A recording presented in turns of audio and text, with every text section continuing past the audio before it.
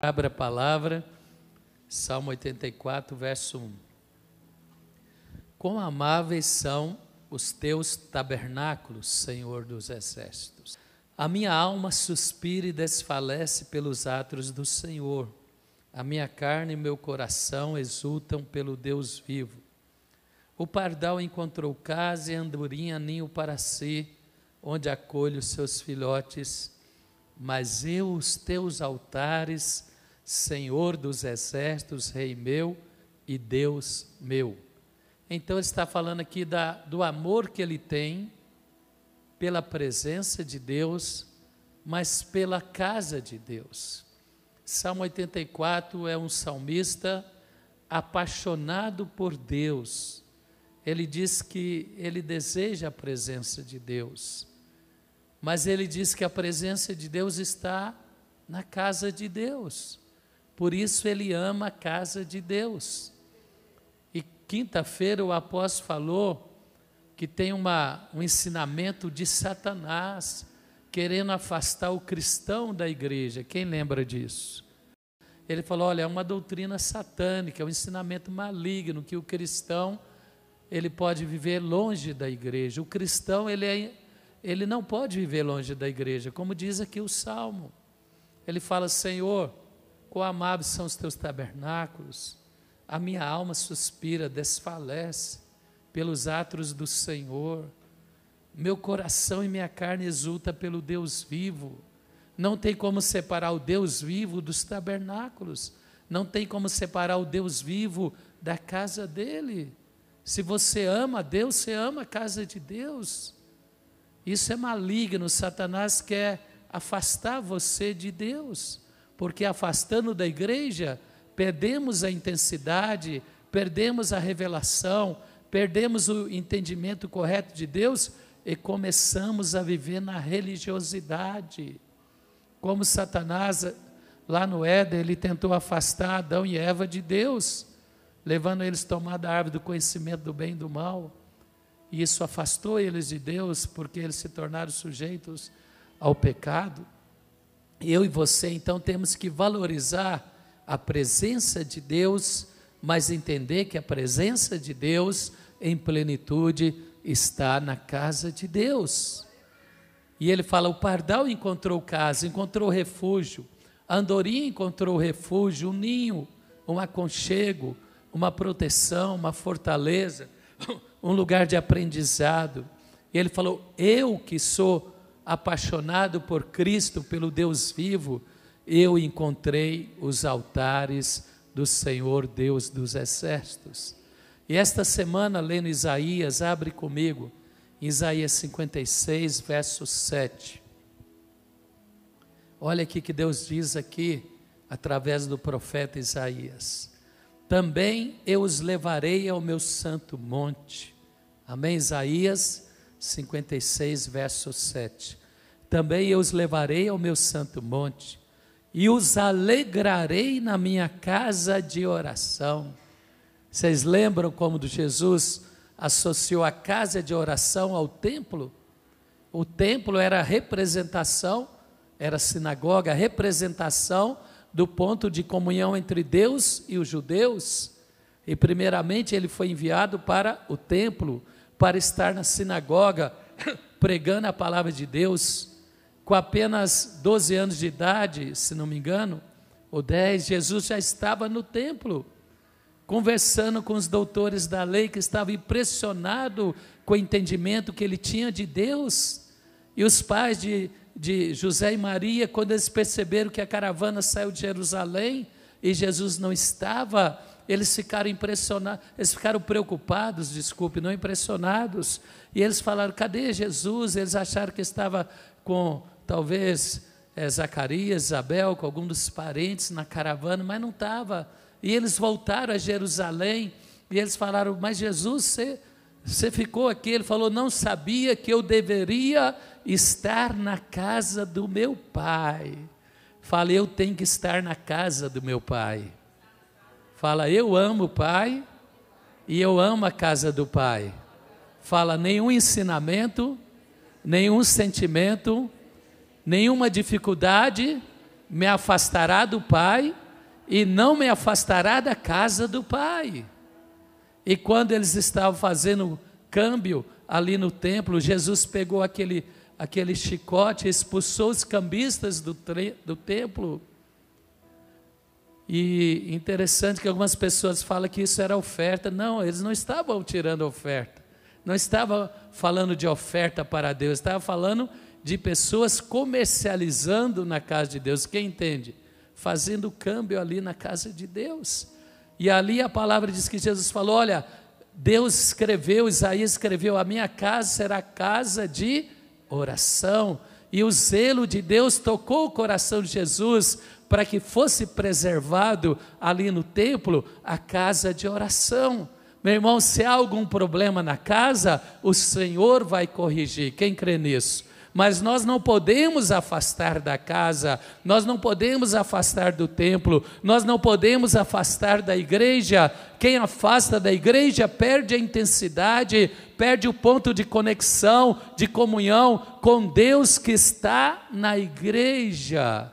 Por isso aqui Isaías fala, o profeta declara que Deus está dizendo, também os levarei ao meu santo monte e os alegrarei na minha casa de oração. Na casa de oração nos alegramos. Quem se alegra na igreja? Aqui no altar, nos tabernáculos, você derrama lágrimas, mas você também derrama lágrimas de dor e lágrimas de alegria. Você exulta com os milagres de Deus. Quem exulta com os milagres de Deus? Seus holocaustos, seus sacrifícios serão aceitos no meu altar. É no altar, é no templo que oferecemos nossos louvores, nossas ofertas, nosso jejum, nossa oração, o nosso congregar, o nosso servir a Deus, a obra de Deus. Porque a minha casa, Deus fala, a minha casa será chamada casa de oração para todos os povos. Meu irmão, é impossível alguém amar você e criticar a sua casa, porque a sua casa é a sua habitação, é o seu aconchego, você recebe as pessoas que são íntimas na sua casa, e quanto maior a intimidade, mais eles estão na sua casa. O esposo e a esposa, eles vão habitar numa casa, eles constituem família numa casa, e a igreja é a noiva de Cristo, e o templo e a igreja congregada no templo, não o edifício, mas a igreja congregada no templo é a esposa do Cordeiro, é a noiva do Cordeiro. Isso está escrito também, se você abrir lá em Efésios capítulo 5, verso 28. Assim também maridos devem amar sua mulher como ao próprio corpo. Quem ama a esposa, a si mesmo se ama, porque ninguém jamais odiou a própria carne, antes alimenta e dela cuida, como também Cristo faz com a igreja. Então ele fala, olha, o cônjuge tem que cuidar um do outro, o marido tem que amar e cuidar da esposa, a esposa tem que amar e cuidar do marido. Se ele está cuidando dela, ele está cuidando dele. Se ela está cuidando dele, ela está cuidando de si própria, porque eles não são mais dois, eles são um. E ele fala, mas eu também estou falando de Cristo, a igreja. Cristo alimenta a igreja, Cristo cuida da igreja.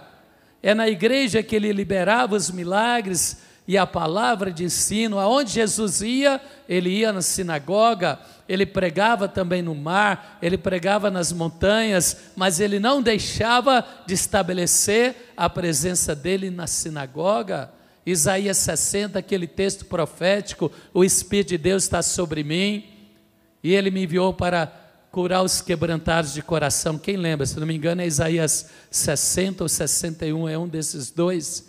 E aí Jesus abriu ali na sinagoga o texto de Moisés, e ele leu isso, e ele falou, hoje se cumpriu essa escritura. O Senhor está aqui hoje, ele ouviu a sua oração no altar, ele recebeu o seu louvor, ele se alegra em ver você na igreja, domingo após domingo, ou terça, ou quarta, ou quinta, ou segunda, mas que eu e você tenhamos essa continuidade, esse hábito saudável, essa rotina saudável de buscar a presença de Deus na igreja.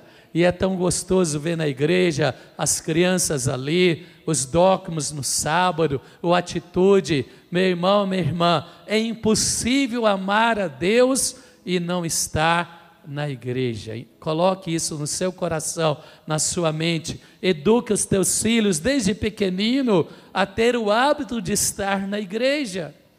Eu fui criado em berço cristão, não evangélico, mas cristão.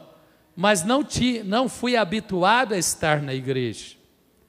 E quando eu converti, eu me tornei cristão e eu conheci a fonte da vida. No início era comunidade e depois se tornou fonte da vida. Meu irmão, minha irmã, aí eu criei o hábito de estar na igreja. E depois, através do discipulado do apóstolo, como líder, eu criei o hábito de estar na igreja pela manhã e à noite. E agora nós viajamos de Orlando, Miami e Boston. Foram, se não me engano, 11 dias, contando o voo de ida e o voo de volta, e nós podemos participar de 10 cultos da fonte da vida, porque aonde nós estamos, nós queremos estar na igreja, é o nosso ponto de conexão com Deus. Deus ouve a sua oração no quarto, Deus ouve a sua leitura bíblica individual. Você pode orar a Deus em qualquer lugar, mas você nunca pode perder a conexão com Deus no templo. Nós temos que entender, o pardal encontrou casa, andorinha ninho, e nós encontramos a igreja, nós encontramos a fonte da vida. Nós amamos estar na presença de Deus, pelo menos um domingo por semana. Quem ama isso, levanta a mão. Que isso seja um hábito, que isso seja uma atitude. E aí, desde ali, da minha juventude, da minha adolescência, eu fui habituado a estar na igreja. Ah, mas o senhor é pastor, o senhor vai porque prega? De forma alguma. Muitos anos eu ia à fonte e eu não pregava, eu estava ali pela manhã com o apóstolo, à noite com o apóstolo, na quarta abrindo o culto, servindo de alguma maneira. E eu habituei a estar na igreja, sabe por quê? Quando eu prego, eu sou abençoado. Quando eu não prego, sou abençoado. Quando você ministra, você é abençoado. Quando você não ministra, você é abençoado. E preste atenção, quando você não vem, Deus sente falta de você. E Deus alerta a nós e alerta os nossos pastores. Cadê aquele irmão? Cadê aquela irmã?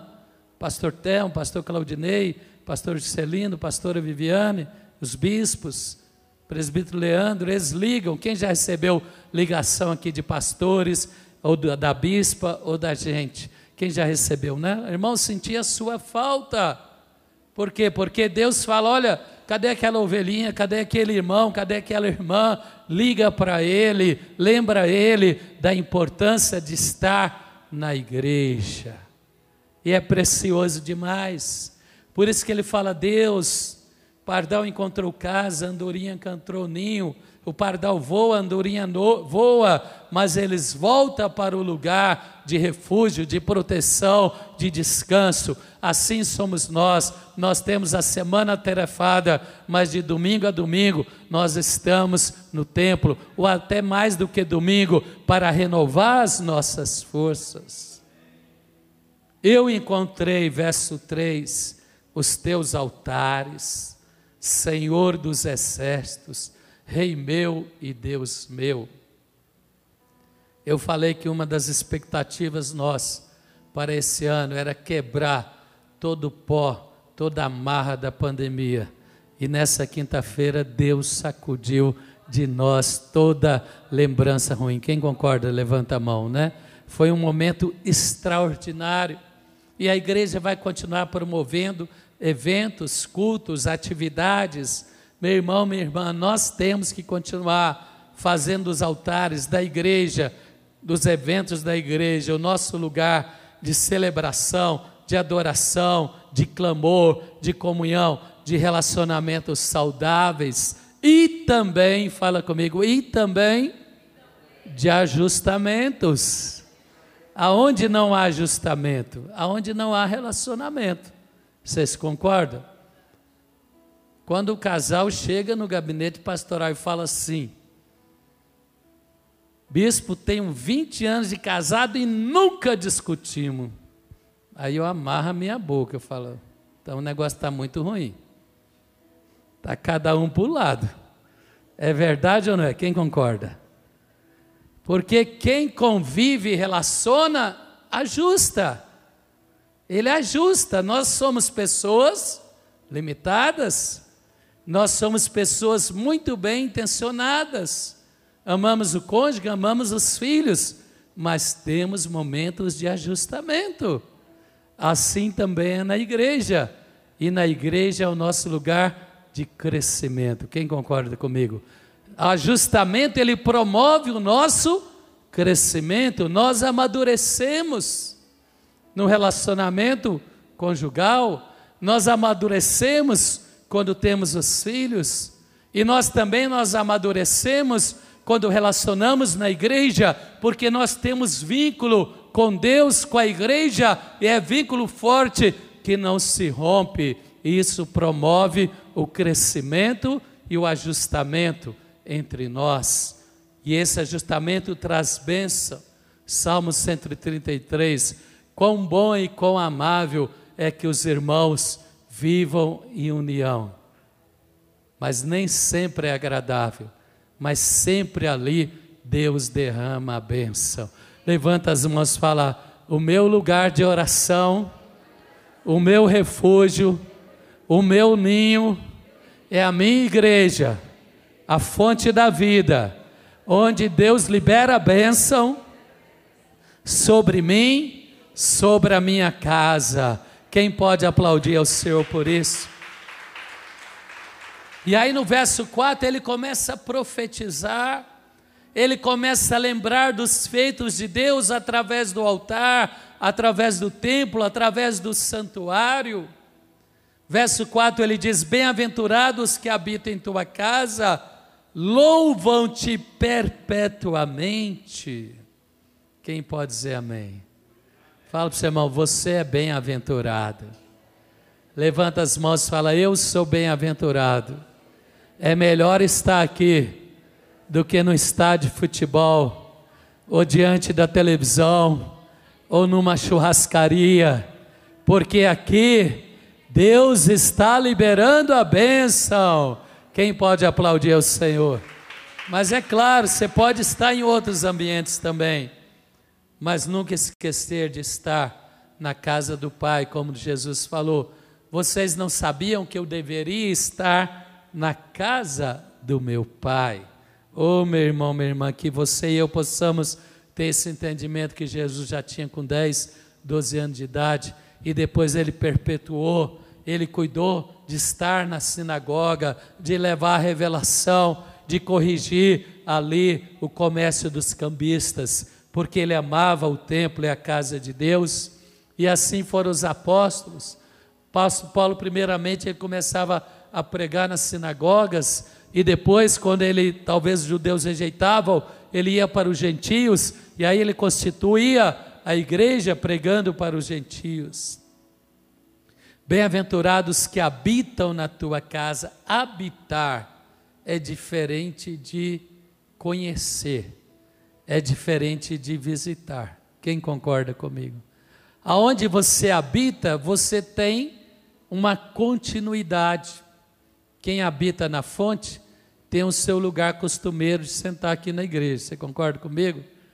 Você habita aqui, a irmã está rindo porque está sempre ali, né, irmã?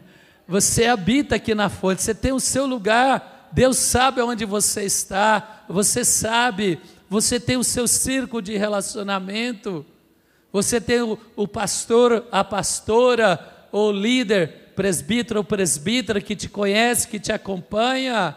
É impossível desenvolver relacionamento com toda a igreja, mas com uma parcela da igreja, ou na sua faixa de maturidade ou etária, você desenvolve relacionamento. Isso é habitar na igreja.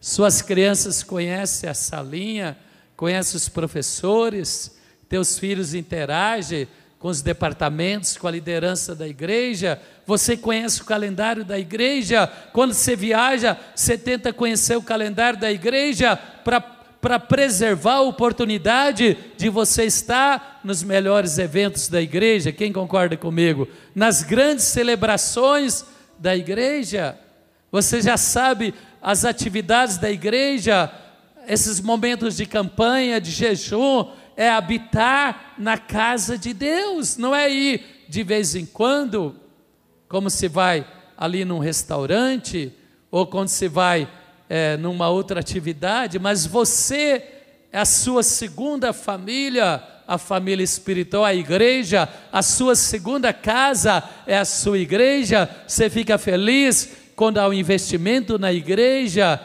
como nós estamos agora fazendo algumas reformas, e no nome de Jesus, nós vamos ter a nossa catedral aqui. Quem fica feliz com isso, amém? Então eu e você habitamos, nós amamos, nós fizemos da igreja a nossa morada.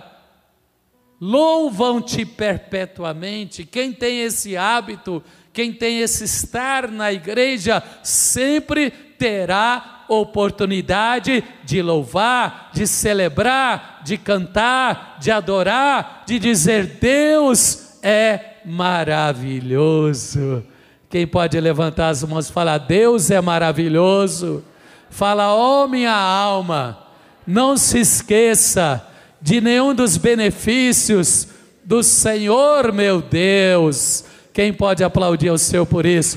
Você lembra, tal ano eu passei uma luta contra um diagnóstico, uma enfermidade, e Deus me curou. Eu passei a pandemia 21 e 22, a 20 e 21, 22 está amarrado, 20 e 21, mas eu tive a cobertura da igreja, eu não me ausentei da igreja, a igreja chegou online e depois eu voltei presencial.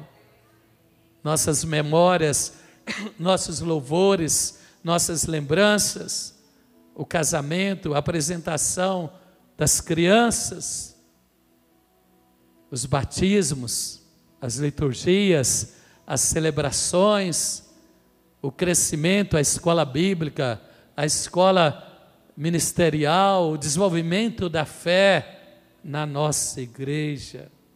Oh, isso é habitar na casa de Deus, é conhecer, é interagir, é relacionar, é servir, é estar presente, é não só se isolar, quem entende o que eu estou falando, mas estar presente. Isso é um processo contínuo, é um processo de crescimento, é um processo de interação, é um processo de relacionamento. Bem-aventurado o homem cuja força está em ti, em cujo coração encontram caminhos aplanados, porque a força vem de Deus, e a força de Deus está aqui no altar, está aqui na igreja Fonte da Vida. Outra coisa maravilhosa, passando pelo vale árido, faz dele um manancial, de bênçãos o cobre a primeira chuva. Meu irmão, quem tem constância, fidelidade para com a sua igreja, ele não vai ficar correndo atrás das bênçãos, ele vai ser uma fonte de bênção. Quem quer ser uma fonte de bênção? Ah, mas esse vale está árido, mas esse vale está seco. Deus falou: Isaac, não saia de Gerar, mas tem sequidão em Gerar, tem escassez em Gerar, a vida está difícil em Gerar. Ele falou: não saia em Gerar, porque eu estabeleci que em Gerar eu vou te abençoar. E a bênção veio. Isaac cavou poços, Isaac, ele construiu um poço, um segundo, um terceiro, um quarto, até que os adversários começaram a perder força, e Isaac começou a fortalecer, e ele começou a ter um nome conhecido na terra, e os seus adversários, e Abimeleque, que o perseguia, reconheceu que ele era um homem de Deus, que ele herdou a herança, o legado espiritual de Abraão, e que ele deveria respeitar Isaac. Sabe por quê? Porque ele cavou o poço, ele recebeu força, ele teve capacidade de transformar situações difíceis na vida dele, e a superação dele, a superação de Deus na vida dele, levou ele a ter reconhecimento pela sua família, pelos seus colegas, pela sua equipe e até o rei de Abimeleque. Sabe por quê? Porque ele é uma pessoa que aprendeu que no vale árido Deus pode liberar águas fluentes. Abriu um manancial no vale árido, de bênçãos o cobre a primeira chuva. Meu irmão, permaneça conosco os próximos domingos, faça uma aliança com Deus. Mas eu vou estar lá em Curitiba, lá tem a fonte. Mas eu vou estar lá em Natal, lá tem a fonte. Mas eu vou estar lá não sei aonde. Então, se não tem a fonte, pelo menos esteja online. Quem entende o que eu estou falando? Mas não se afaste do templo, do altar de Deus, da presença de Deus, porque aonde o diabo entulhou a sua vida, Deus vai desentulhar. Quer ver? Abre comigo lá em Gênesis capítulo 26. Veja o exemplo de Isaac. Verso 12. Semeou Isaac naquela terra, uma terra difícil, escassa. E no mesmo ano recolheu 100 por um, porque o Senhor o abençoava. Enriqueceu-se o homem, prosperou, ficou riquíssimo. Possuía ovelhas, bois, grande número de servos, de maneira que os filisteus lhe tinham inveja. E por isso lhe entulharam todos os poços que os servos de seu pai haviam cavado nos dias de Abraão. Encheram eles de terra. E disse a Abimeleque a Isaac: aparta de nós, porque já és mais poderoso que nós. Então Isaac saiu dali e acampou no vale de Gerar. Não saiu de Gerar, onde habitou. Tornou Isaac a abrir os poços que se cavaram nos dias de Abraão, seu pai, porque os filisteus os haviam entulhado depois da morte de Abraão. E lhes deu os mesmos nomes que seu pai lhe tinham dado. Cavaram os servos de Isaac no vale e acharam um poço de água nascente. Meu irmão, aqui neste altar, Deus vai liberar água no poço que você cavar na sua vida profissional, na sua vida familiar, na vida dos teus filhos. Deus vai liberar água e o diabo vai tentar entulhar e você vai continuar cavando e o diabo vai recuar e a bênção de Deus vai prevalecer na sua vida. Quem crê nisso?